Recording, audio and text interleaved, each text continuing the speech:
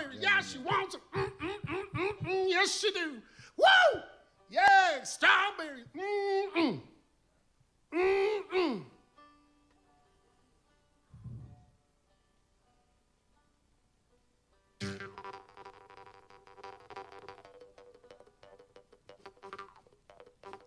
Has Eugene Smith ever seen himself on our live TV? No, but he doesn't even have a computer. He just got a telephone a while ago, a cell phone, and that's like... And he takes the train back and forth to Ontario. Doesn't fly. Interesting fellow, Mr. Eugene Smith. If you ever get a chance, wherever he's playing, check him out.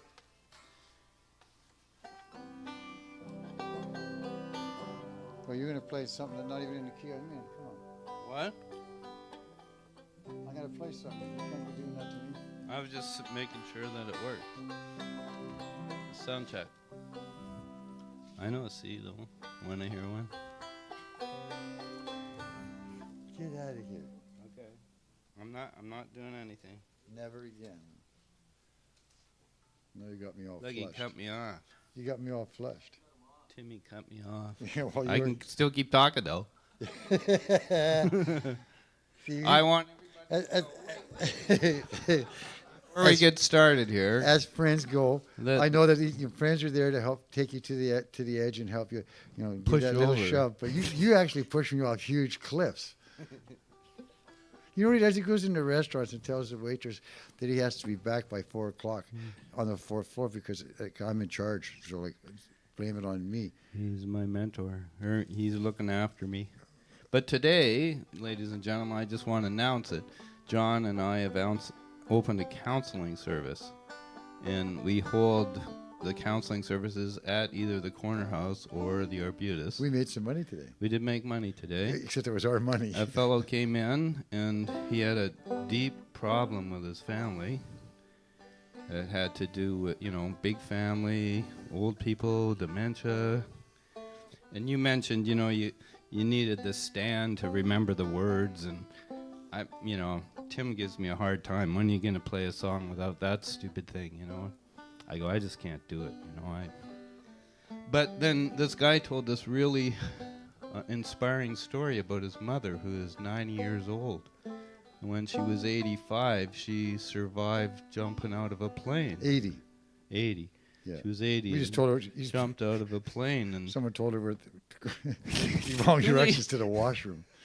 Thank God she had a parachute on. No, but that's why I said she survived. Well, we got him laughing after that. Yeah. Took his mind right off all the stuff. Yeah, we said it was actually the first signs of early onset Alzheimer's that, she said watch out for the first step in the washroom. What's that other one? We're going to run a confidence club or a school of confidence? Oh yeah, the confidence school.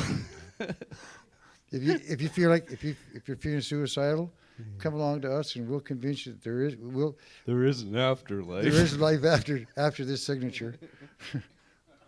Give you the confidence to enter the afterlife. So you can believe in the afterlife, so that we can. Actually, I just read something. Some guy made a movie out of this.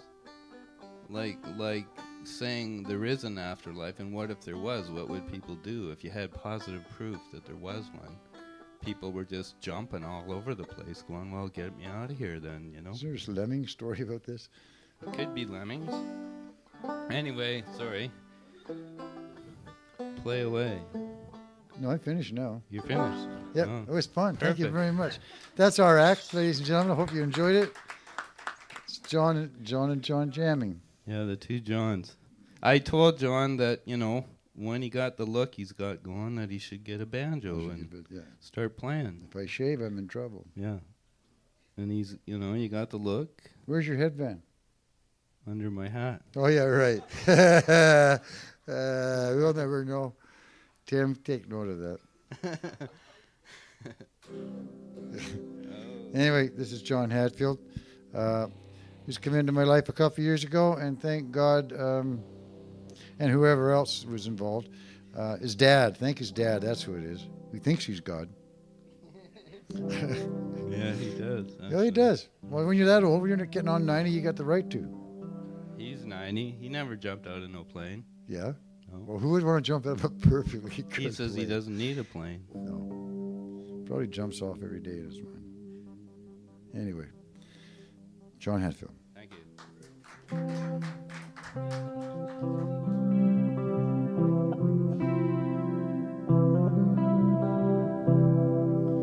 I've never done it this way in terms of playing this box through so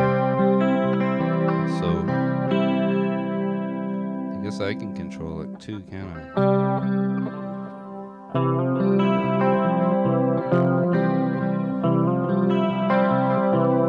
This is called, what is this thing called? Love. I got it from Monty Python's skit where they were trying to get this actor to say this line where he says, you know, what is this thing called, love? And he kept saying, what's this thing called, love? So I thought that's funny, so I'll make a song about it.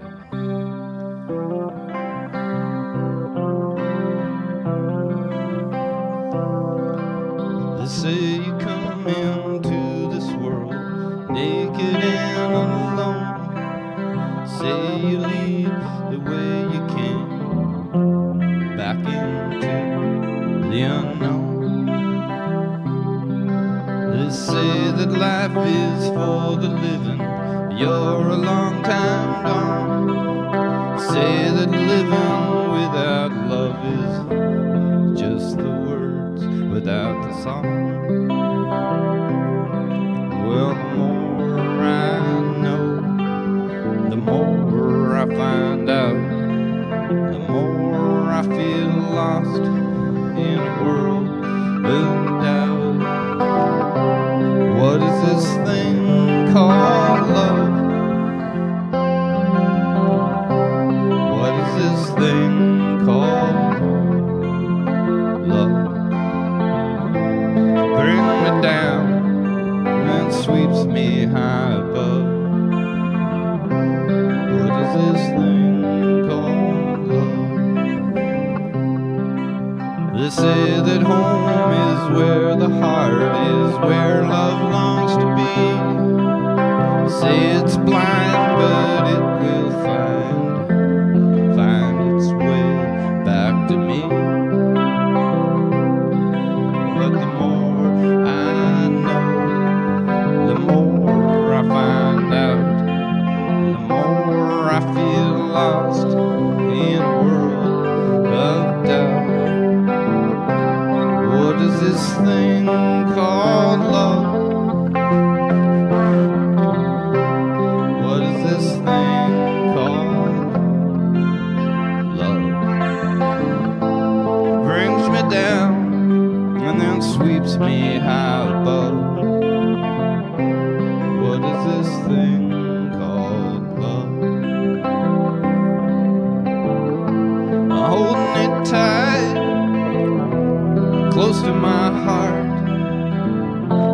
There's no doubt gonna tear us apart. This feeling inside, I know it by name. They call it love. I wish they'd explain. What is this thing called love? What is this thing called love? Bring me down, then sweeps me high above. What is this thing called love? What is this thing called love?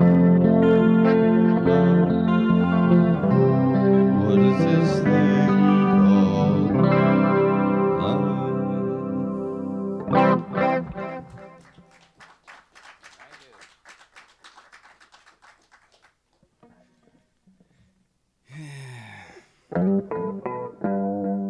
It sort of works, Timmy.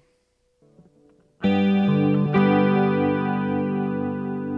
always think I never hear myself in the guitar enough, and now I can just turn it. There's all this junk on it. I went out to Avatar Grove. It's out near Port Renfrew. It's like 1,000-year-old, couple trees still standing with huge, what do you call those, bowls or like, a giant knot on them, huge thing. Avatar Grove.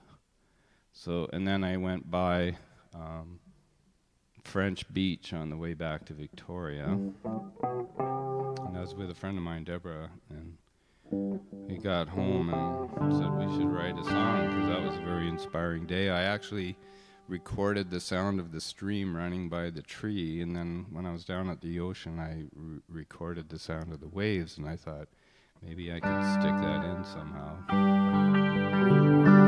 Didn't work out that way. Anyway, this is what came up with. Well, I went walking the other day in solitude, I made my way. Don't know where I'm going without you. Well, I have traveled many miles through lonely nights. I missed your smile, and now I know I gotta be with you. Well, everybody has their journey. I'm on mine, and I ain't worried, 'cause I'm on my way to find you. I'd be fine all by myself, don't need anybody's help, but life would be much sweeter with you. Can't see a forest without the trees, can't feel the wind without the breeze, can't hear the ocean without waves. Man, I can't know what love's about without you. No, I can't know what love's about without you. Well, everybody has a story, lives become an allegory. How can I tell my tale without you? I could write the story down, but without a voice there ain't no sound, and words have no meaning without you. Can't see a forest without the trees, can't feel the wind without the breeze, can't hear the ocean without waves. And I don't know what love's about without you. No, I can't know what love's about without you. If I knew then what I know now, would finding love be easier somehow. You can't find love in a book on a shelf. You can't fall in love till you find yourself. Can't find the forest without the trees, can't feel the wind without the breeze, can't hear the ocean without waves. And I can't know what love's about without you. No, I can't know what love's about without you. No, I can't know what love's about without you.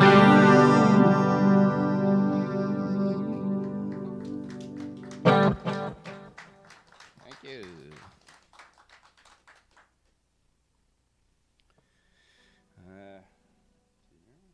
Just have to detune.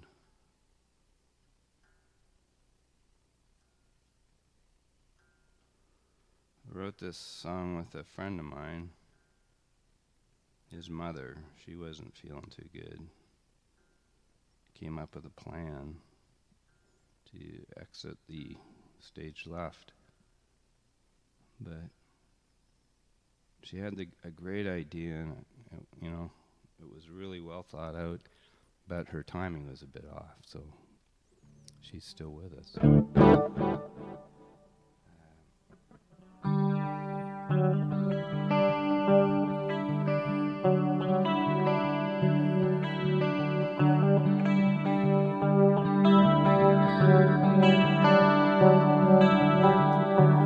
So you decided to go away.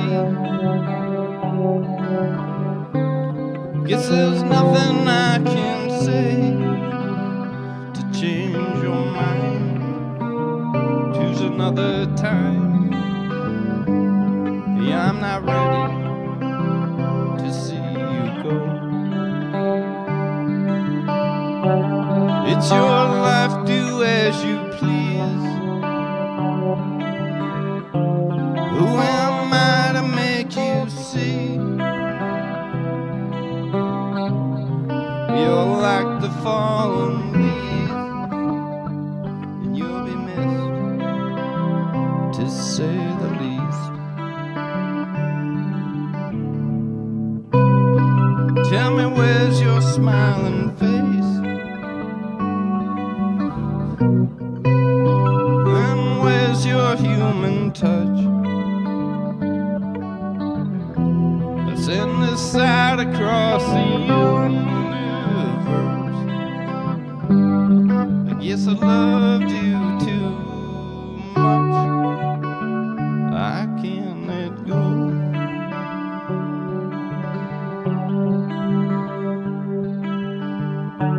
How am I to carry on now that you're so far beyond? My graph so close, so near. Sometimes it feels like you're still here. To go walk down by the sea. Heard you in the waves, could feel you in the breeze. It just made me miss you more. Without you, tell me what life is for.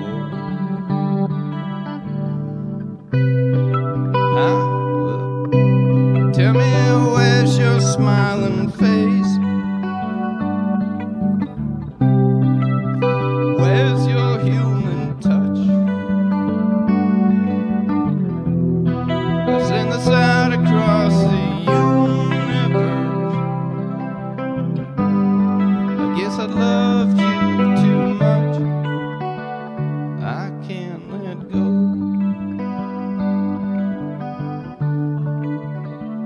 I can't let go.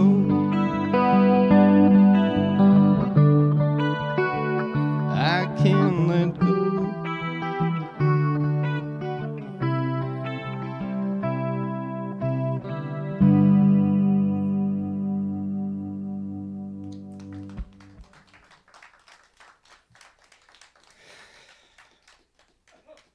That was three.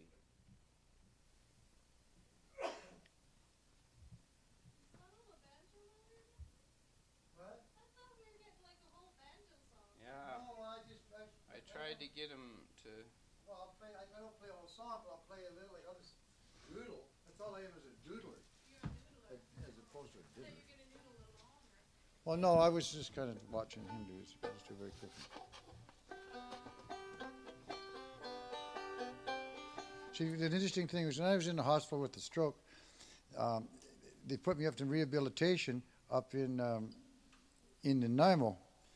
And after a short period of time, they said, you know what, I think you're going to be able to go home. Well, whatever, but my left side was still pretty well numb.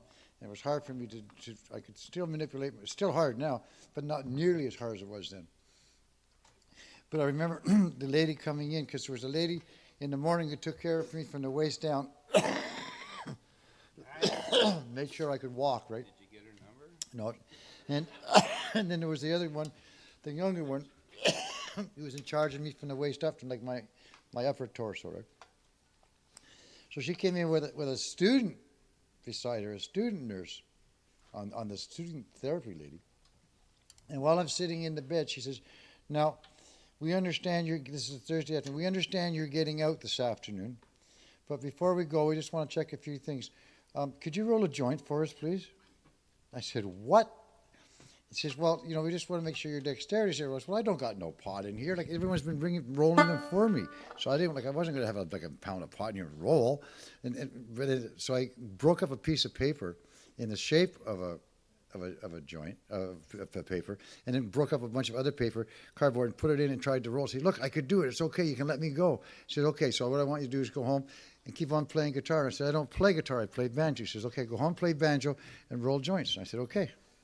Could I get a doctor's note?" She said, "No, but meanwhile, I've been practicing the banjo and rolling joints."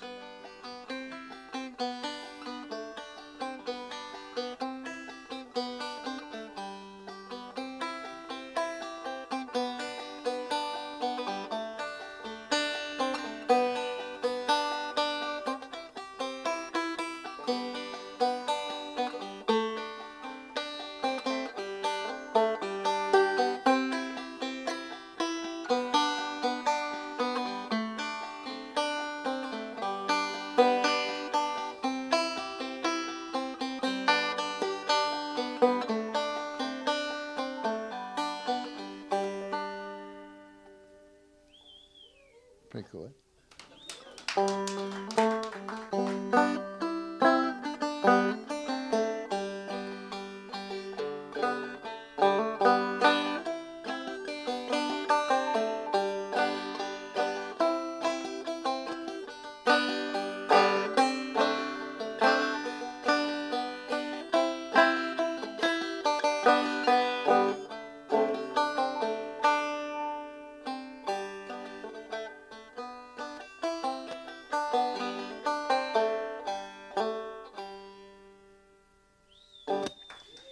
That last little riff that's the one that I wrote for my when I first started playing banjo. I wrote that for my little for my nephew Matthew, who was just being born.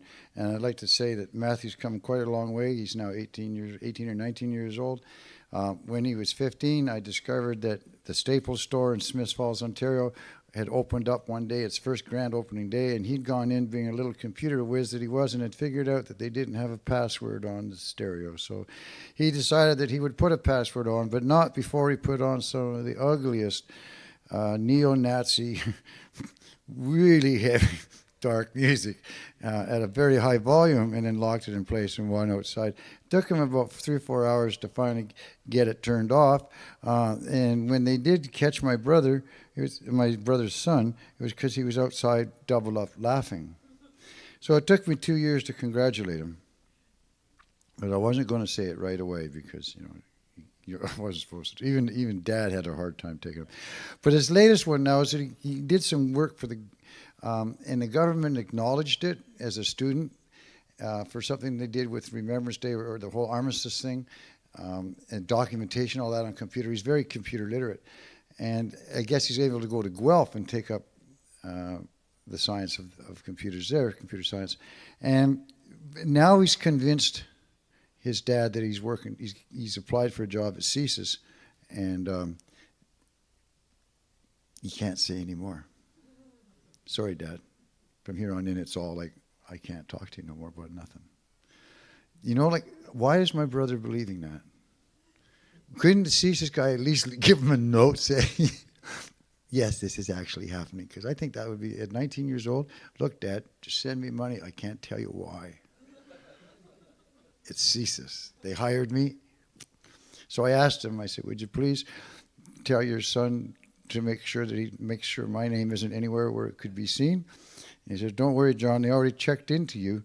You're okay. It's your younger brother, Mark, that we're worried about, who's the sports announcer and the sports editor for the Detroit Free Press, because he knows a whole bunch of stuff about the under-uplinks of how all the money works, right? And so they're more worried about him. And I can say all the stuff I want on Facebook and get away with it now. It's cool. Anyway, that's my story. See you later. Thanks for all coming out tonight.